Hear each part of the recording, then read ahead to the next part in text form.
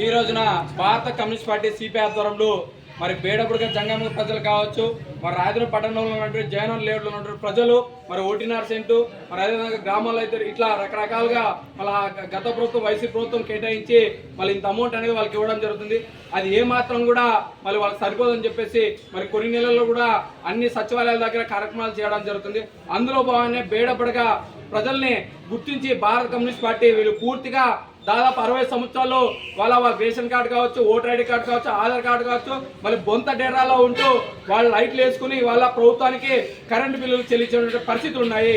వాళ్ళ కరెంటు బిల్లులు ప్రభుత్వానికి వాళ్ళ పన్ను ద్వారా కడతానంటే వాళ్ళ ప్రభుత్వం పూర్తి బాధ్యత తీసుకుని వాళ్ళ ఏదైతే ప్రజలకు ఉందో వాళ్ళ ఇండ్లు నిర్మించాల్సిన బాధ్యత ప్రభుత్వం తీసుకోవాల్సింది. వాళ్ళ 60 ఏళ్లలో కూడా ఎన్ని ప్రభుత్వాలు మార్పన్నాయి, ఎన్ని చట్టాలు వచ్చాయి, ఇంత జరుగుతున్నా కూడా ఈ ప్రజలు ఇప్పటి వరకు కూడా గుర్తించి ఇప్పటి వరకు కూడా వీళ్ళు న్యాయం చేయలేదంటే ఈ ప్రభుత్వాలు దౌర్భాగ్య పరిస్థితి ఏంటో ఇవాళ అర్థమవుతుంది. వాళ్ళ భారత కమ్యూనిస్ట్ పార్టీగా ఇవాళ ప్రభుత్వాలకు ఒకటే హెచ్చరిక చేస్తున్నాం. వాళ్ళకి అన్ని రకాలుగా గుర్తింపులు ఉన్నాయి. కేవలం వాళ్ళని ఒక ఓటు హక్కుగా వినియోగించడానికి మాత్రమే వాళ్ళ ఓటు హక్కు ఇచ్చి వాళ్ళ ఓటు హక్కుకి వాళ్ళు తగినటువంటి న్యాయం వాళ్ళ ఏ ప్రభుత్వం కూడా చేయదని చెప్పేసి వాళ్ళ భారత కమ్యూనిస్ట్ పార్టీగా తెలియజేస్తాం.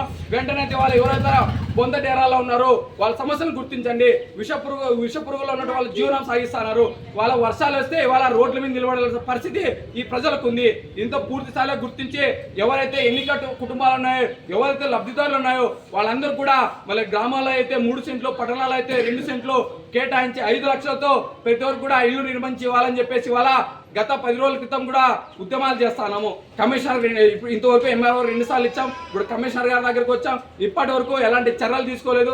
కనీసం వచ్చి వాళ్ళు సొంతంగా ఒక ప్లేస్ గుర్తించే గతంలో ఉన్న ఎంఆర్ఓ చిట్టిబాబు గారి చూపించి మనకు సర్వేర్ వచ్చి ఈ స్థలం ఉందని చెప్తే అది వెళ్ళి దాదాపు 3 లక్షలు ఖర్చు పెట్టి ఆ స్థలాన్ని కూడా చదువు చేసుకుంటే మరుసటి రోజున వేరే వాళ్ళు వచ్చి మరి వారం క్రితం మరి అక్కడ అది మా స్థలం అంటున్నారు. కరెక్టే, వాస్తవం మేము లేదంటాం లేదు. మరి వాళ్ళ అలాంటి స్థలాన్ని మీరు ఎలా చూపించాలని చెప్పేసి వాళ్ళు అడుగుతున్నాం. మరి 3 లక్షల మేర వాళ్ళు ఖర్చు పెట్టుకున్నారు.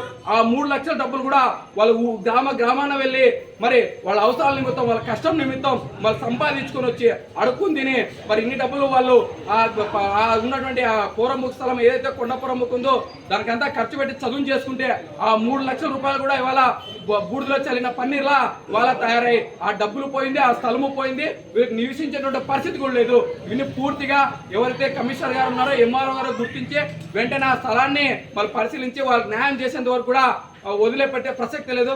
గతంలో కూడా ఇలాంటి ఉద్యమాలు ఎన్నో చేసాం, ప్రజల సమస్యలు తీర్చాం. అదే వైపున భారత కమ్యూనిస్ట్ పార్టీ ఈ రోజు వీళ్ళ సమస్యలు తీర్చేంత వరకు ముందుంటుందని చెప్పేసి వాళ్ళ అధికారులకు హెచ్చరిక చేస్తున్నాం.